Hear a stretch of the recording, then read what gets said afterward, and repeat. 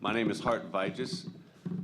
I joined the Army right after September 11th and asked for airborne, asked for infantry. Ended up with 82nd Airborne Division, 1st 325 HHC, Battalion Mortars, Hunters in the Sky, Death from Above.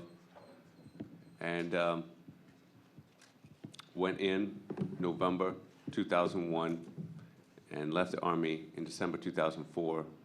I was deployed to Kuwait in February 2003 and subsequently was part of the invasion in March.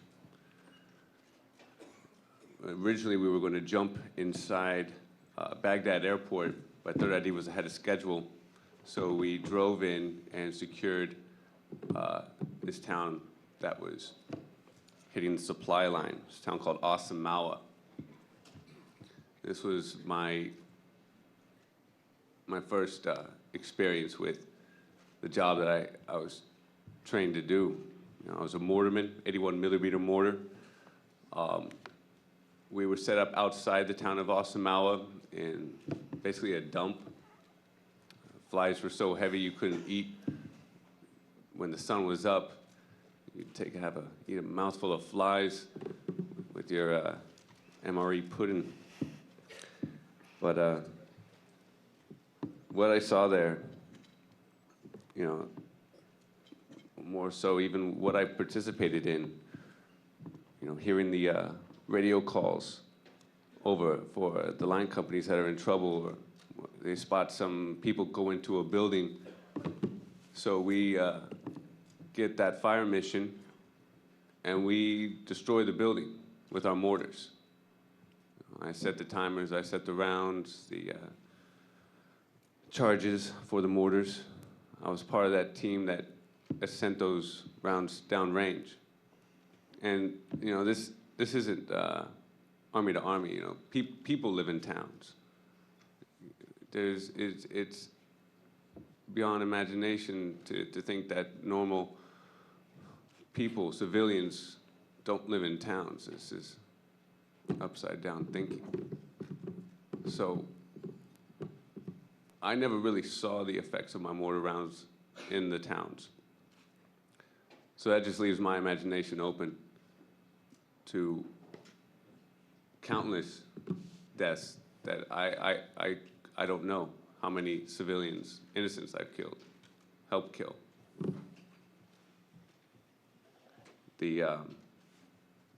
Another big piece of weaponry that they used on this little town of Osamawa was called a Spectre gunship. It's a C-130 with belt-fed howitzer cannons, 2 of those, and some like super Gatling guns. I wouldn't know the proper nomenclature for that. And they would sweep around Osamawa, just pounding the city. And this is definitely a sight to be seen, this airplane. I mean, it's almost, even though the rounds are coming from up in the sky, it's almost like the ground is shaking. And again, over the city, over neighborhoods, Kiowa attack helicopters with their Hellfire missiles. You know, F-18s dropping bombs that would shake you to the bone. All the while I was laying down mortar fire on this town full of people. And the radio was always never a good thing came over the radio. One time they said that to fire on all taxi cabs because the enemy was using them for transportation. And in Iraq, any car can be a taxi cab. You just paint it white and orange, and there you have it. And one of the snipers across the radio replied back, "Excuse me, did I hear that right? Fire on all taxi cabs?" And the Lieutenant Colonel replied back, like, "You heard me, trooper, fire on all taxi cabs." And once that conversation ended, the town pretty much lit up. All the units that were in there fired on numerous cars. Again, you know, people. Where's the real proof? This was my first experience with war.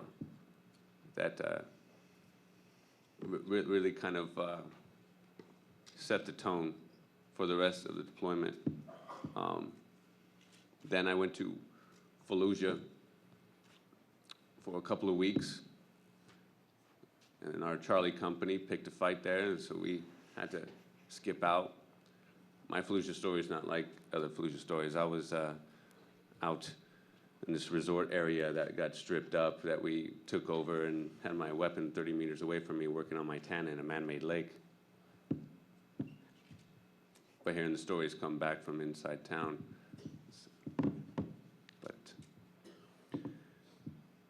And then we went to Baghdad and pretty much ran that town into the ground. You know, there was no real structure there, no police, no authority except for us, and we took full advantage of that in the treatment of the people, and just overall viewpoints. I mean, myself, I never really considered myself a racist person, but everything was Haji this, Haji that, Haji smokes, Haji burger, Haji house, Haji clothes, Haji rag. Haji's the same as honky. It's the same thing, but I had to catch myself. And then with raids, we never went on a raid where we got the right house, much less the right person. Not once.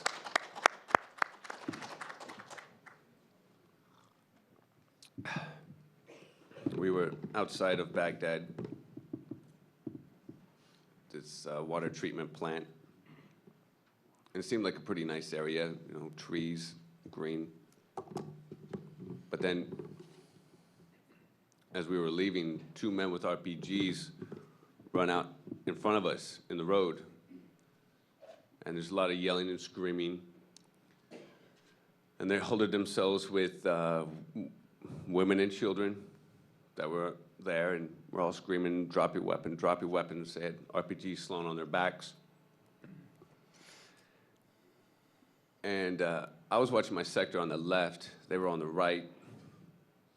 You know, I was very adamant about watching my sector over there. But I just couldn't take it anymore, and I swung my rifle around, had my sight on the dude in the doorway, RPG on his back, had my sight on his chest. This is what I'm trained to do. But when I looked at his face, he wasn't a boogeyman. He wasn't the enemy. He was scared and confused. Probably the same expression I had on my face during the same time. He was probably fed the same BS I was fed to put myself in that situation. But seeing his face took me back, and I didn't pull the trigger. He got away. We get back up with Apache helicopters, Bradley fighting vehicles, and we go back into this nice little village asking questions. And you know, it's a pretty good history in Iraq. You know, if you got beef with your neighbor back in Saddam's day, you just say, hey, police, they said something bad about Saddam. Why don't you go get them? And they take them and they torture them. Well, now here with the US, we're asking who are the troublemakers, and we hear from the people in the village that these people are troublemakers over here. So we go, and myself and another soldier steps off, and we toss the hut. Well, the only thing I find is a little .22 pistol, not AK-47s, not RPGs, not pictures of Saddam, not large caches of money. But we end up taking the two young men regardless. And I looked at my sergeant and I was like, Sergeant, these aren't the men that we're looking for. And he told me, don't worry. I'm sure they would have done something anyways. And this mother, all the while, is crying in my face, trying to kiss my feet. And, you know, I can't speak Arabic. I can speak human. She was saying, please, why are you taking my sons? They have done nothing wrong.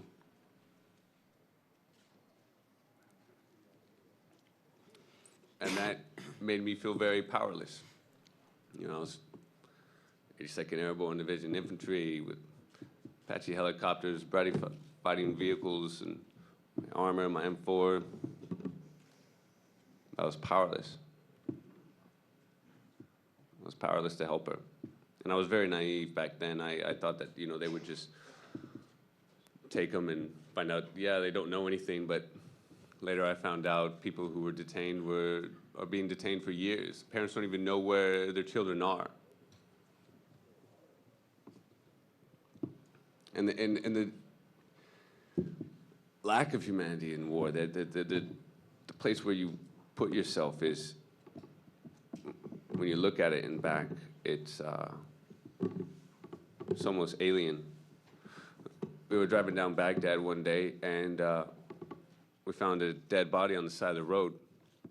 So we all pulled over to secure it and wait for MPs or whatever authorities would come and take care of this dead man here who was clearly murdered. And my friends jumped off and started taking pictures with him, you know, with big old smiles on their faces, you know. And they said, hey, Viges, you know, you want a picture with this guy? And I said, no. But no, not in the context of that's really messed up because it's just wrong on an ethical basis.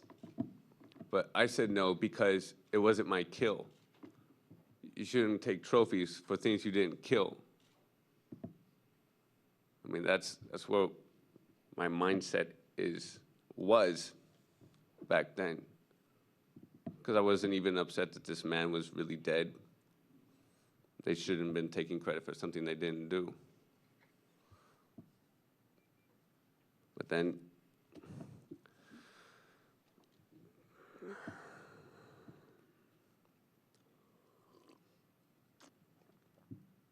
that's war, y'all. That's war. But instead of a soldier, I'm a soldier now, you know?